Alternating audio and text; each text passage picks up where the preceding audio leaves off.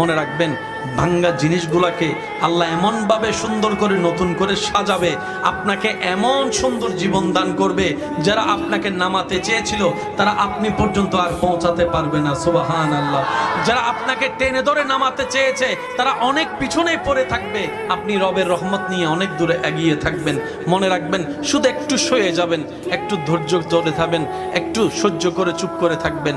যত সইবেন তত পাইবেন, যত সইবেন তত পাইবেন।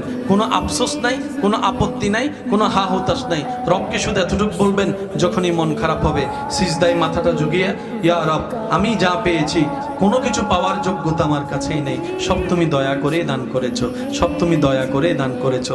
একটা জিনিস পাওয়ার যোগ্যতা আমার নাই, এই চোখ পাওয়ার মতো যোগ্যতা আমার কাছে নেই, এই কান শোনার মতো কান আমার কাছে নেই। আল্লাহ কোনো কিছুরই পাওয়ার যোগ্যতা নাই, তুমি দয়া করে দেখার জন্য দুইটা চোখ দিয়েছো, তোমার দরবারে শুকরিয়া। সুবহানাল্লাহ।